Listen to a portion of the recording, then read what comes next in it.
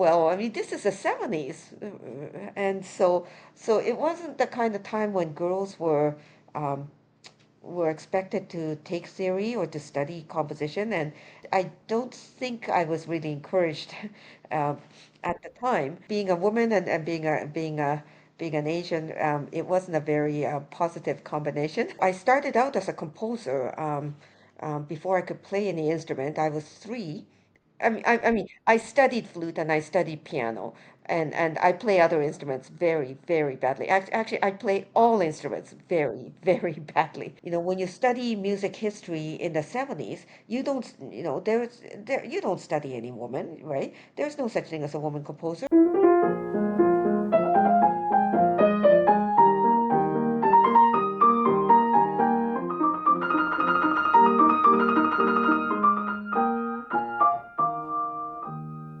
Before we continue with the interview, I would like to ask you to do something that's really quick and really easy, and that is to subscribe to my channel, or if you're listening on Spotify, to follow the podcast. You can also like individual videos and rate individual episodes, and obviously leave comments.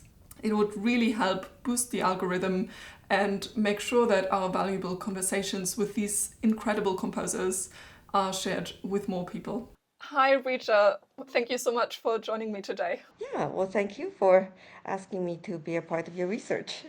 It's a pleasure to get to talk to you. You're both an incredibly accomplished and an incredibly busy composer. You've just returned from rehearsals in Tokyo, I believe. One of your pieces is about to be performed as part of a competition. You have so much going on all the time. How do you keep track of everything? Yeah, well, Microsoft Outlook scheduler. Yeah. I would love to delve a little bit into your musical background and upbringing. What got you into music, into composition? What led you to be where you are right now? Do you remember your first ever music lesson? So I started out as a composer before I could play any instrument. I was three, and my very first teacher was about 95 years older than I was.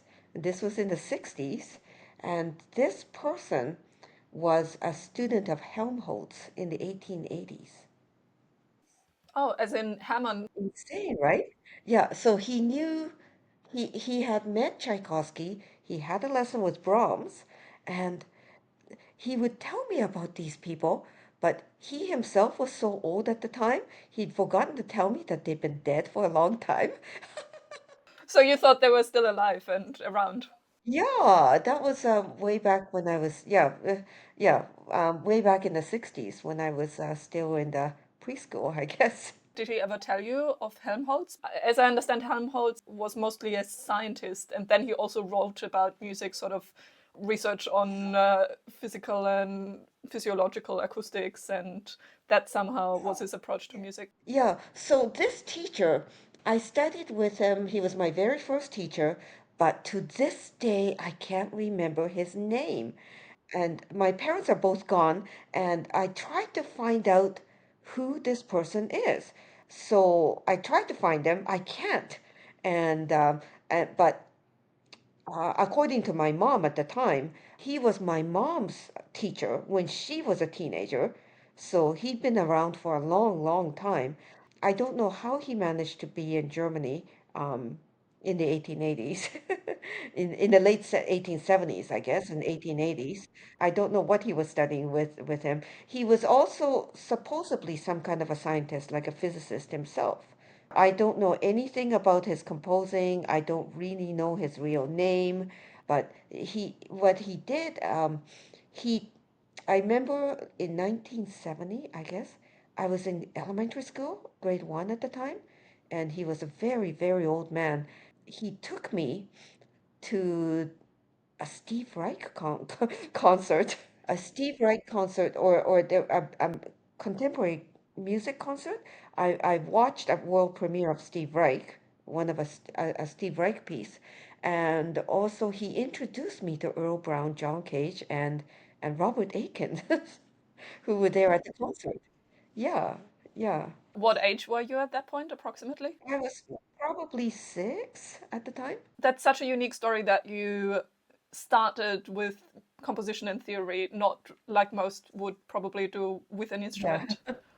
Yeah, I wasn't I mean, I studied flute and I studied piano, and I play other instruments very, very badly. Actually, I play all instruments very, very badly.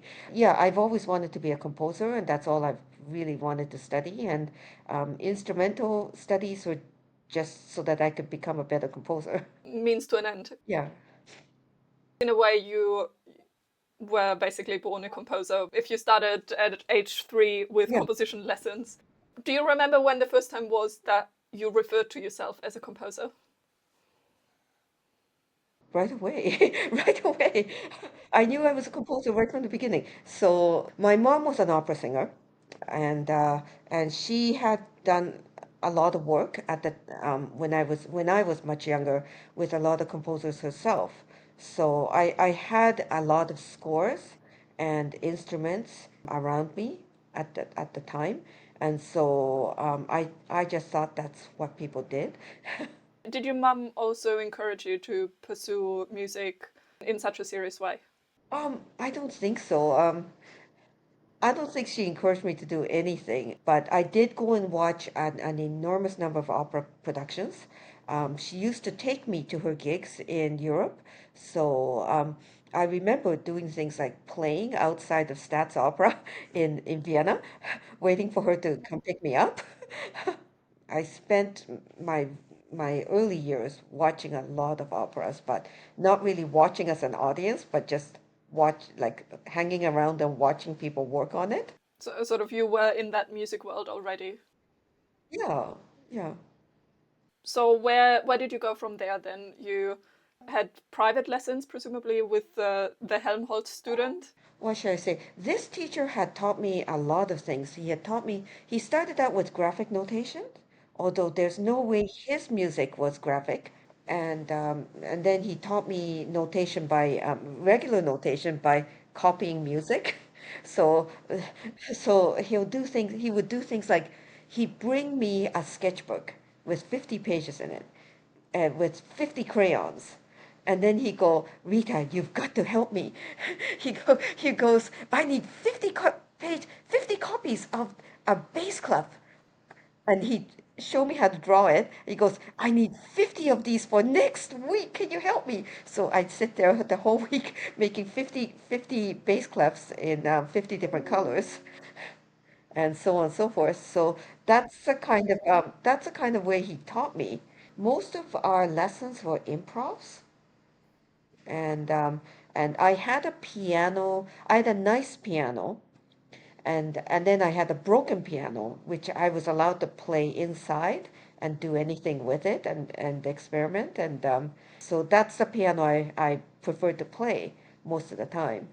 Because you could do extended techniques. Yeah, so I could do all kinds of things. I would play hide and seek in it, and uh, I played on the strings, and then I put little toys inside. I used to hide all my toys inside the piano and that sort of thing, and it was just a part of what I did. So where did I go from there? A couple of years later, um, let's see what happened. I was at school, and it was that the teacher said, "Okay, tomorrow we're going to have your parents come and observe the class." It's a traditional thing in Japanese schools. So this in the music class, the teacher went, "Okay, would anybody like to play piano? Who takes piano lessons?" So of course I went, I put my hand up and I said, okay. And then he put something in front of me to play, and then I said, okay, I can play that. And then he said to me, well, you can play anything you want. And I said, anything? So I played one of my improvs. That did not end very well, and I never did see that. I never did see the teacher again. And then suddenly, soon after, my family moved to Vancouver, and all that stopped for a couple of years. My parents were not really in any fit state to help us take music lessons or anything like that. And then when did my music lessons resume? A couple of years later, I was going to a school called Britannia. It's on the corner of Commercial Drive and Venables, and uh, and they had just opened the elementary school, And the music teacher said to the whole school, okay, we're going to start a new music program. We're going to start the band program. Anybody interested, come and sign up. And actually, only 3 kids showed up to the orientation. Me, my brother, and another friend of mine, James Ross, who's now the trumpet player with the New York Met. So the very first year, they couldn't have a band program because there were only 3 kids. So they said, okay, there are only three kids. So here's what we're going to do. We're going to give you some money. Go take music lessons. And then I was set up with a flute teacher at UBC, and I finally started to take. Well, I was able to resume lessons with a quality teacher, right? That school was what sort of prepared you then for university, studying music in a formal setting. No, well, I mean, this is the 70s, and so it wasn't the kind of time when girls um, were expected to take theory or to study composition, and I don't think I was really encouraged um, at the time. But I did study with Eugene Wilson for almost all my teenage years. Um, when Paul Douglas, the flute teacher at UBC at the time, from time to time, he was too busy to teach me. So he would go, okay, sit in that classroom, go see if you can learn something. So I would sit in the classroom and sit through entire courses. Nobody ever asked me all these years who I was or what I was doing there. And then I thought, wow, this is excellent. This is way better than my school. So I stopped showing up at my own school and I started going to UBC. And yeah, I think it was a couple of years before the school realized I wasn't there. So I don't think anybody really prepared me, but I did sit through an enormous number of different kinds of classes at UBC. Yeah, I'm not sure if I was supposed to be doing that, but I did. Yeah, and I wrote a lot of compositions. Um, but at the time, being a woman and being an Asian, it wasn't a very positive combination, shall I say, for a positive prognosis, career prognosis. Yeah, I became a piano teacher. Yeah, and at the time I couldn't really play piano, but I had grown up taking lessons. I'd taken a couple of lessons at Tom Lee Music, and at the time, I don't know what happened. I got a job teaching piano, and and the teacher said to me at the time, the administrator said to me at the time, just stay 6 months ahead of your students and we'll give you 4 years to finish your ARCT. And if you can't do it, you're fired. So I did finish my ARCT in 4 years. I started at 23 and I finished at 27. Yeah, so that was that was the start of my teaching, piano teaching. And I've let's see, I've basically, other than the 2 years I was away going to grad school in LA in the 90s, and the 3 years I was away doing my PhD, I've constantly basically run a piano studio in Vancouver. So that's almost 45 years as a piano teacher now. You did your undergrad at Simon Fraser, is that correct? Yes, I did. Yes, I did. Mainly because what happened? I was working at Tom Lee Music, the Yamaha Music School, and I was teaching the 4-year-old course, and I've been doing it for about 10 years at the time. And one day I asked myself, gosh, I've been doing it for a long time. How many students do I actually teach? So I decided to count how many students I had, right? I've been teaching 154 students every year for 10 years. They were all 4-year-olds. I hadn't had an adult conversation in years. And that was sometime in October. This was Tom Lee Music downtown. And I went, okay, I'm going to go and buy coffee. And then I walked out and I never came back. And at the time, Harbor Center had just opened, the SFU campus. Yeah, and then I signed up Wow. to study composition. So that's how I wound up at SFU. Oh, incredible. It's both very believable, but also very sad that you said sort of the combination of both being a woman and then having Asian background was not a good combination at the time, at the place.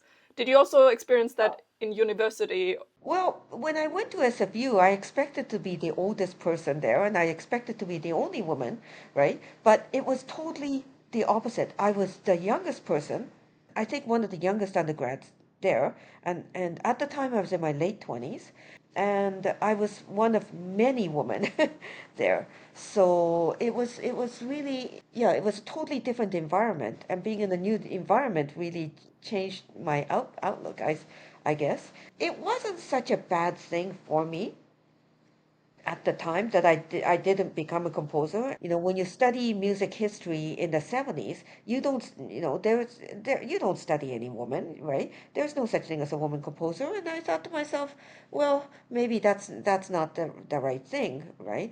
But being a piano teacher, and I also was given a scholarship to go study business at Sauder. Oh, So I came out of UBC with a business degree, so it wasn't a bad thing, and it certainly gave me all the skills I need to sort of get going with what I do now. mm, that's quite incredible. Sort of that you, I guess, were more encouraged almost when you started studying composition formally, because there were then also finally other women around who were doing what you were passionate about. Yeah, and it's a totally different program because SFU doesn't teach performance; they teach composition, world music, and computer music. So when did I finish? I finished my undergrad in '95 in the electronic stream, actually. Oh, wow. Yeah. And do you still write a lot of electroacoustic music? No, nothing at all. Nothing at all. I stopped cold turkey in 2001, maybe. Oh, interesting. Yeah. Is there a reason, or do you just feel like different phases in life have different stylistic? Um, well, let's see. 2001, I finished my master's degree and at LA, in LA, and I had worked in Hollywood as a sound designer and video editor. I did the same in Vancouver when I came back. I came back because my mother was ill and she needed 24-hour care. So what happened in 2001 is I didn't stop electronic music. I just stopped and I had to drop everything and take care of her. So I did that for about 8 years, I guess. When it was time for me to come back to composing, I thought, well, what would I like to do? So I thought back at the reasons why I was studying composition when I was a little girl. And I would always tell people, you'll see, I'm going to become a composer. And I thought to myself, well, what did I mean by that? So I thought, well, wouldn't it be incredible if someone, if, you know, if a middle-aged person who'd been out of composing for almost 10 years was able to come back and launch an orchestral career. So I started writing orchestral music. And of course, I'd done that kind of studies, but I hadn't really written anything for orchestra at the time. And I got started and I went to both the Coulthard reading session with the VSO and the Victoria reading session, Hugh Davidson readings. I was successful in competitions and yeah, and here I am 15 years later. Or is it 15? Oh, almost 15 years later. Yeah. I liked what you said, that you sort of took a moment to think about what does that mean, telling people I want to be a composer. Do you have an answer to that question now? Like what is that, being a composer? No, no, but I don't have time to think about that sort of thing anymore. I'm just going to write music, and then I'll think about it when I've got the time. I'll sit down and think about it. Yeah. Sounds like a good approach. Another thing that would interest me is, what was sort of the difference in atmosphere, or was there one, between studying at Soda, studying business, and then studying music, or being in sort of the musical circles in Vancouver? Um, Actually, solder was a big surprise to me because I never expected to be there. The school wasn't called solder at the time. It was called something else. How did I wind up studying in commerce? I think a friend of mine wanted to go and study business, but she was too scared to apply. So I said, okay, I'll go with you. And then I went to put my name in with her, and then I'd forgotten about it. And then in the middle of the summer, I get this letter saying, congratulations, you've been accepted to commerce. And then I got another letter a few days later um, saying that I've got a scholarship. And then this scholarship was unbelievably excellent. And then my high school found out that I got this scholarship. So I came under a lot of pressure to accept the scholarship. And yeah, yes, I did. So it was something I knew nothing about, completely nothing about, and I'm glad I put myself through it because it's really important to be able to read a budget and to be able to read financial statements and to make a plan, right? And to be strategic. Yeah. At that point, were were your parents involved in these decision making processes? Were they excited for you to go to Soda? Were they more saying like, "Oh, aren't you passionate about music?" Actually, no, no, they weren't. Mainly because I'd gotten this scholarship. My education didn't cost them anything, and because it was my scholarship, I didn't ask them for advice. I didn't want to hear it, and they didn't offer any either. Fair enough. Fair enough. Just do your thing. Yeah, and they never really encouraged me to do anything particularly. So which is fine. So you said you grew up in Japan for the first few years of your life, and then all of you moved to Vancouver. I suppose I'm wondering whether that made what kind of impact that made for you growing up in Vancouver with an immigration background at the time. Was this noticeable at school with peers or at university? What was that kind of dynamic like?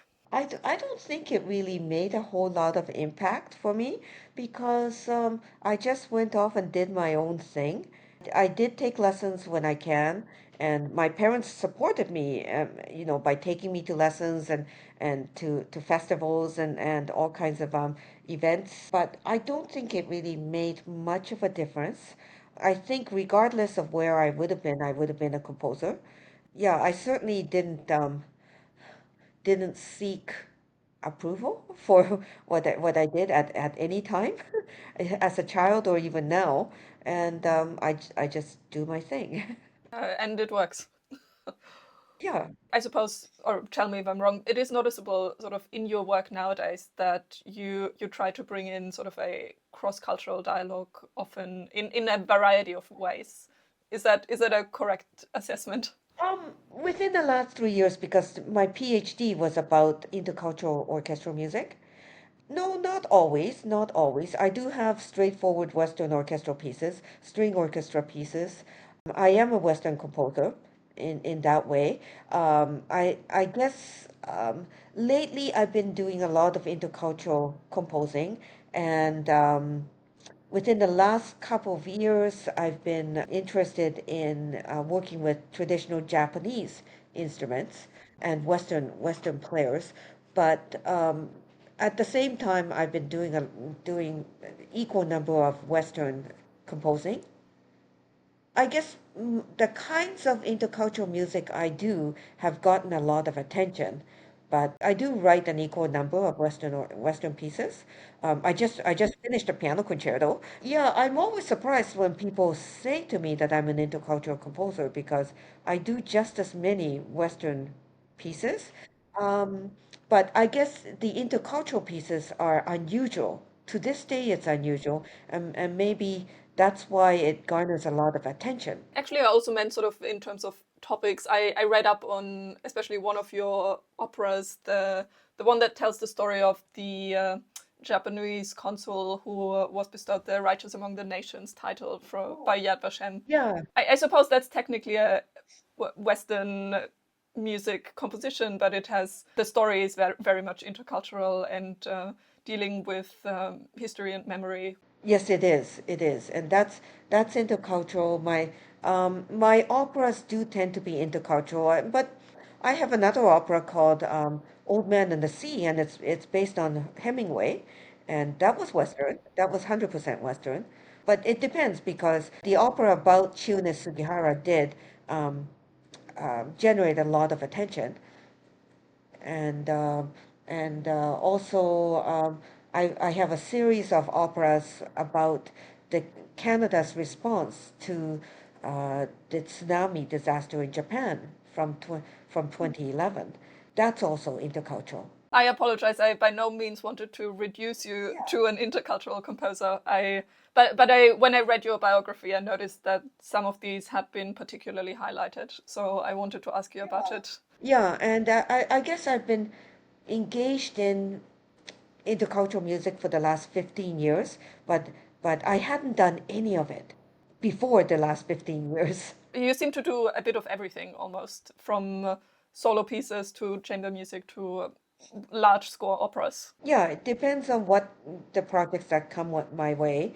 I generally try to focus on orchestral music and operatic works. I've written a couple of chamber pieces, and the one thing I haven't done is electronic music, but I don't miss it at all. You did enough of that in your degree at SFU. Yeah, but it's okay. You can't do it all, and I'd like to focus on acoustic music. I read a few of the reviews of your pieces, and one of them, I think, Birds Calling, and it was described as fresh and thoroughly Canadian. So I wanted to ask you, what is thoroughly Canadian music?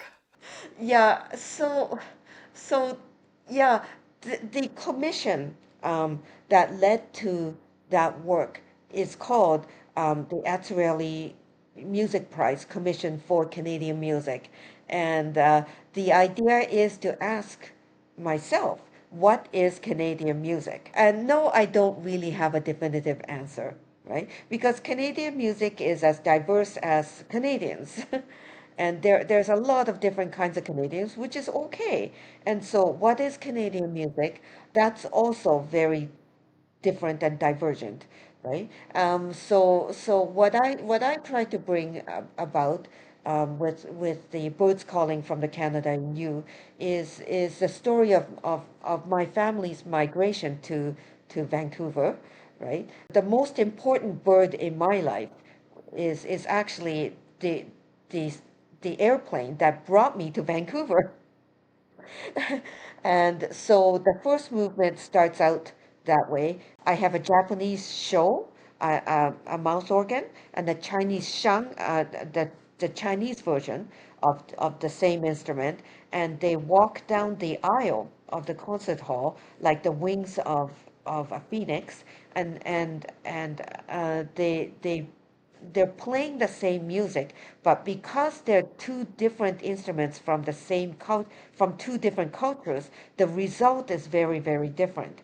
And then they come to the stage to meet the orchestra, and then they keep playing, right? And in the second movement, it's all about the soundscape, rather than to try to stylize bird calls. What I asked the orchestra to do is to seat themselves in the balcony so that the sound can come from above and imitate the natural sound of the birds. That's because many of our beloved Canadian birds are not songbirds, right? So just thinking about what does a Canada goose sound like, right? Or the snowy owl, right? They're not songbirds. What else? The Arctic crane, they're not songbirds. They're screeching around along. So I had the the wind players imitate the birds, and the Chinese soloist changed to an instrument called the sona, and the way sona is traditionally taught to children is um, by imitating birds. So before Zhang Jiwu, the soloist, was allowed to play music, he had to imitate birds.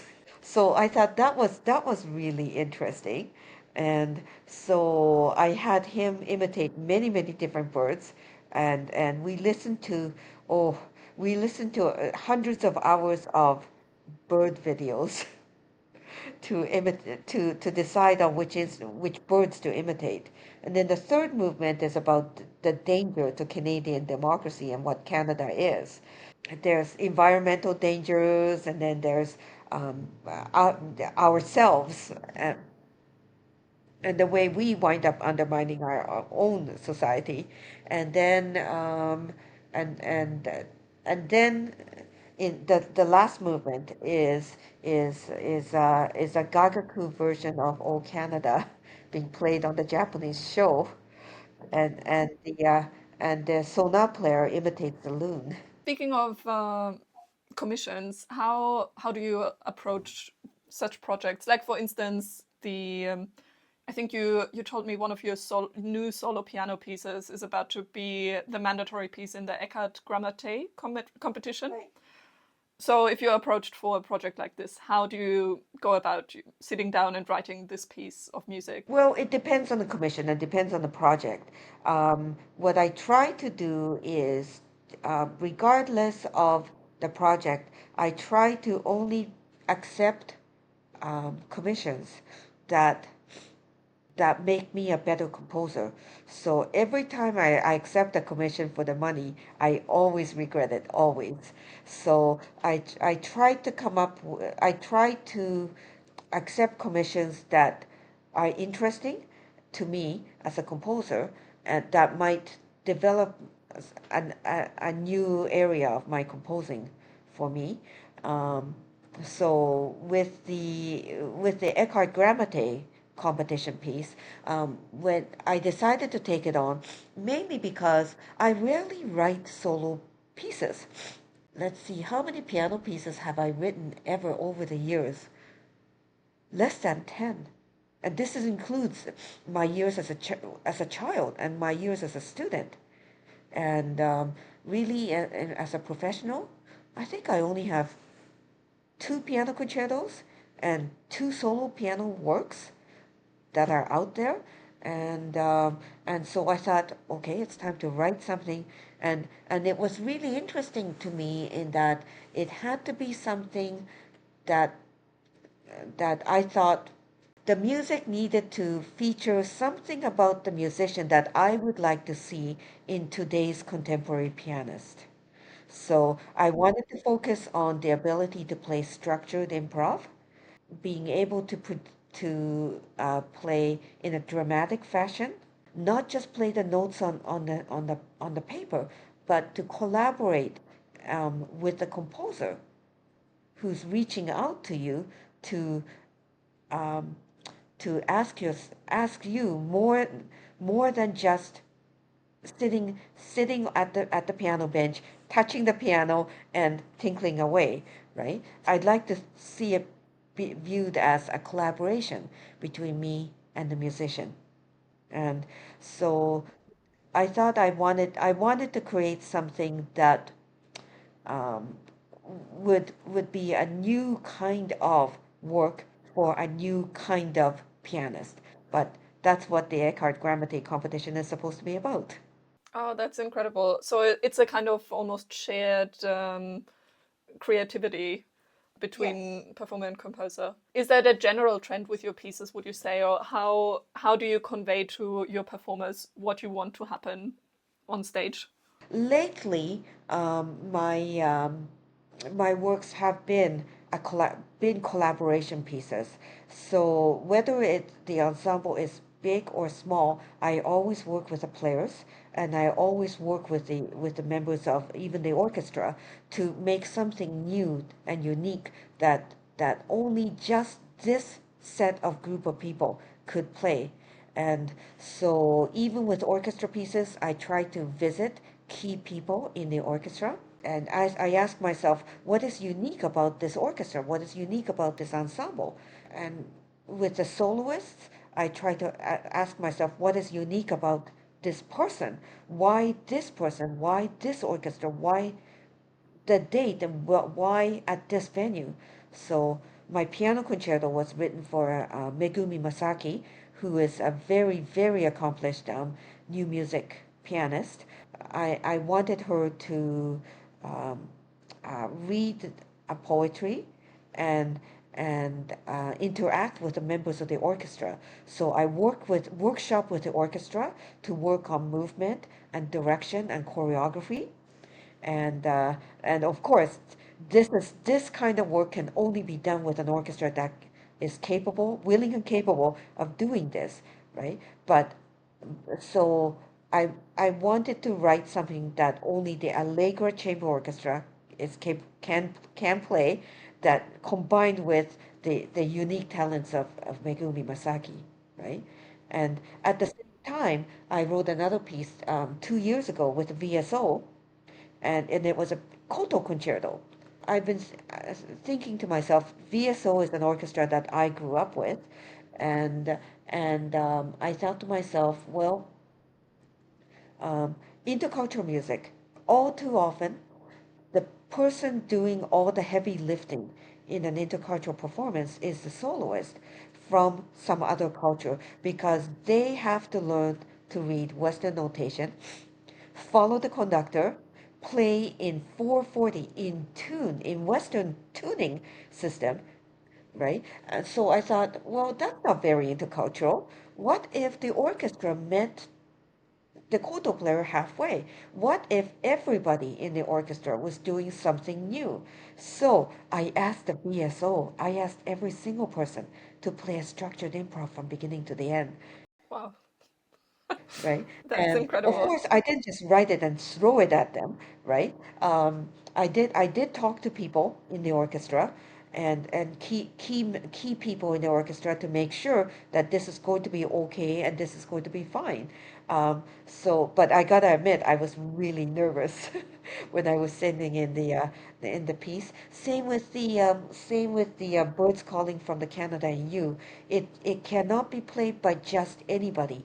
It has to be played by Naomi Sato on show, Zhao Shiwu, who's the Chinese Canadian, on the Chinese instruments, and symphony orchestra, preferably a Canadian orchestra. So the world premiere happened with the Montreal Met, and then it's been performed by other orchestras, but the world premiere serves as a model for the subsequent performances. Is that sort of also how you envision the longevity of your pieces? Sort of that there's a reference performance, a reference recording.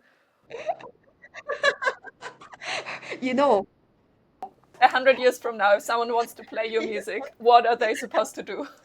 yeah, but 100 years from now, I'm not gonna be here, right? I'm not gonna be here, right? So like it's silly to think about 100 years from now. Undergrads and many composers are raised to believe that you should be really, really concerned about multiple performances of what you write.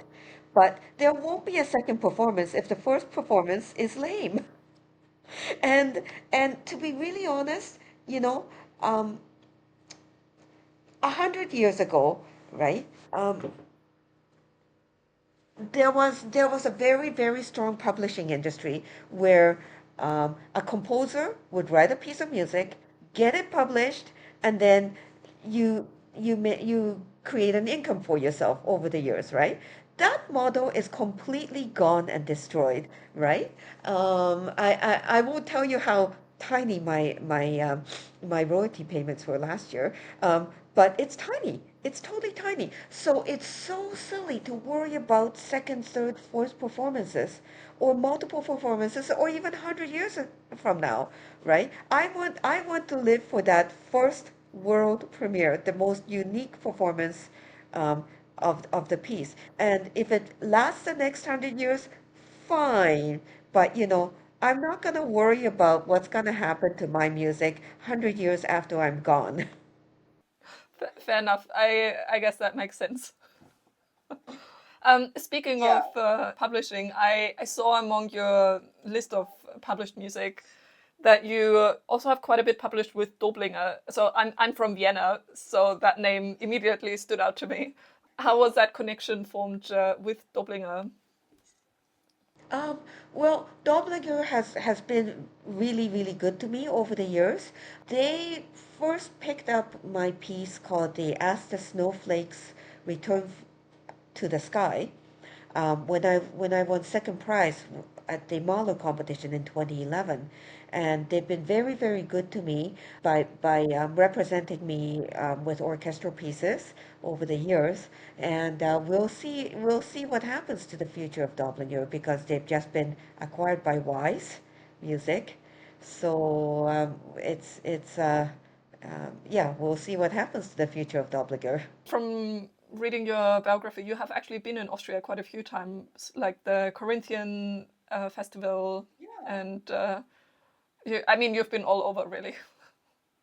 Yeah, well, but that was actually a really excellent performance situation opportunity, and it came about when I had my performance with the Vienna RSO, and I won second prize with the Mahler competition, and I got a performance of the piece with the Vienna RSO the following year in 2012.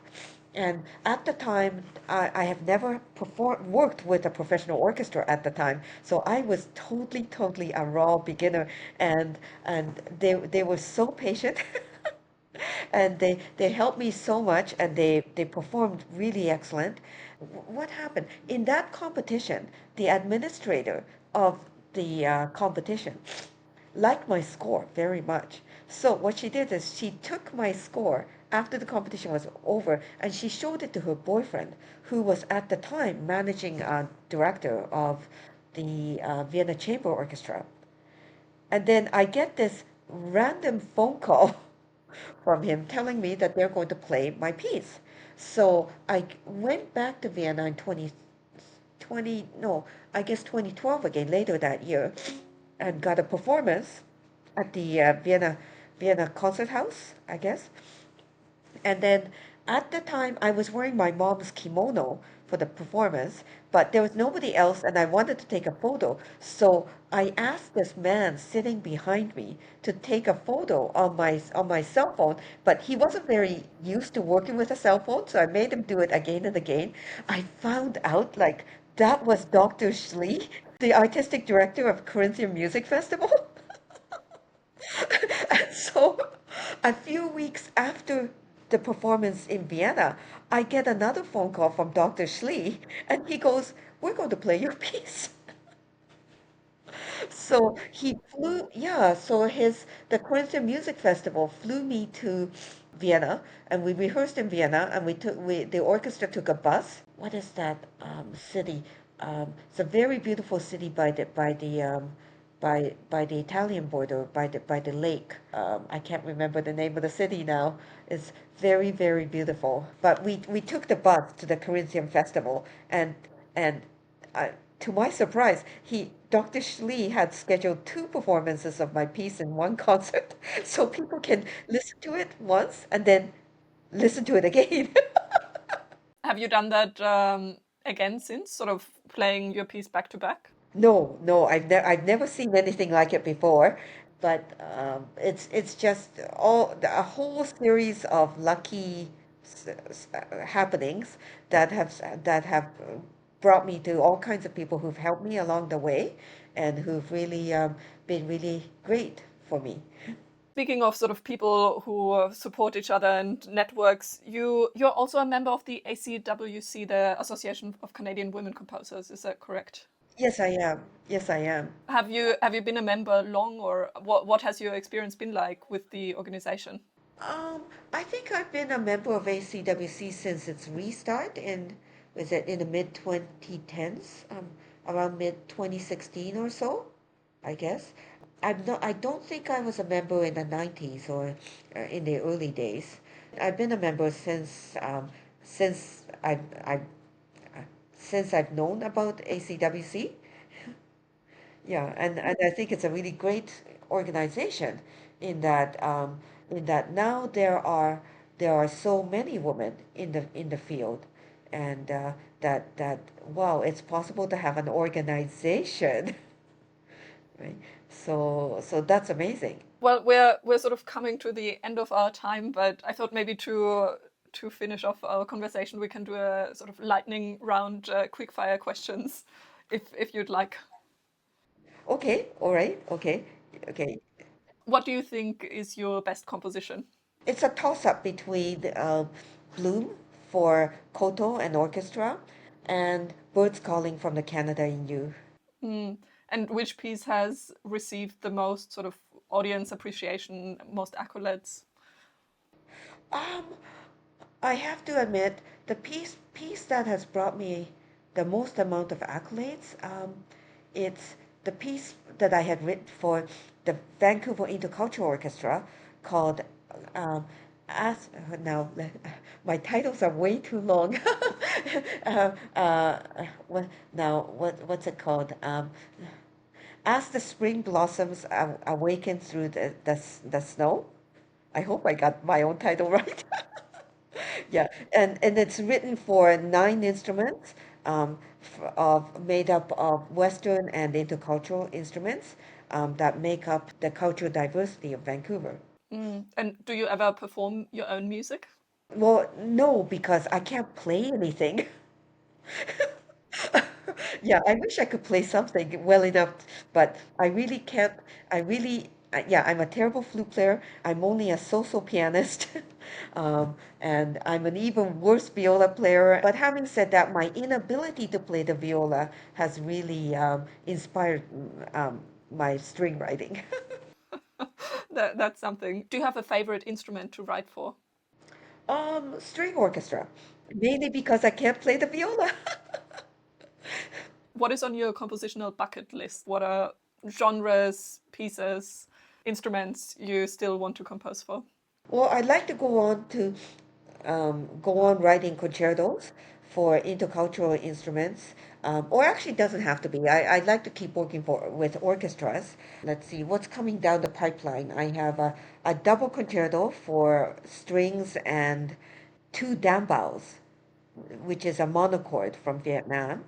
What else is coming down the pipeline? Another collaboration with Allegro Chamber Orchestra, a concerto for orchestra and santur and cello. And hopefully, I'd like to write for a Japanese traditional dance and traditional percussion and orchestra. Oh, wow. I hope I get to see that. Yeah, yeah, me too. Final question. What do you hope that the future of contemporary composition will bring? Well, I hope the future of contemporary competition that it stays divergent in that there are many genres now, and there are many composers. In that even 50 years ago, we used to have the kinds of people that would make it into a textbook, and they would be the pinnacle. But we don't have that anymore, right? There are every city I go to, I meet new composers writing all these fabulous pieces that I knew nothing about, and I think that's fine the way it is, and we should stay that way. Um, and we could be a little more open to new ideas, new people, but we are a group. Composers are a group of people. I want to believe that we are a composer of. No, let me say it again. I like to believe that composers are a group of people with a conscience. So if there is an injustice, um, that we don't close our eyes to it anymore. If there is a historical wrong, that we can correct it, or at least recognize and acknowledge the historical wrong, and that if there is somebody who was like me 20 years ago, who felt that your identity is preventing you from becoming a composer, I hope that there is a place for this person in the field. I share that hope, and I yeah, may the future bring all of that for music. Yeah. Well, thank you so much, Rita, for taking the time to speaking with me today. It's been such a pleasure to get to know your story, your approach to music, I hope many more folks will get to listen to your music, play your music, and engage with it. Yeah, thank you very much. And thank you for asking me for this interview. Thank you.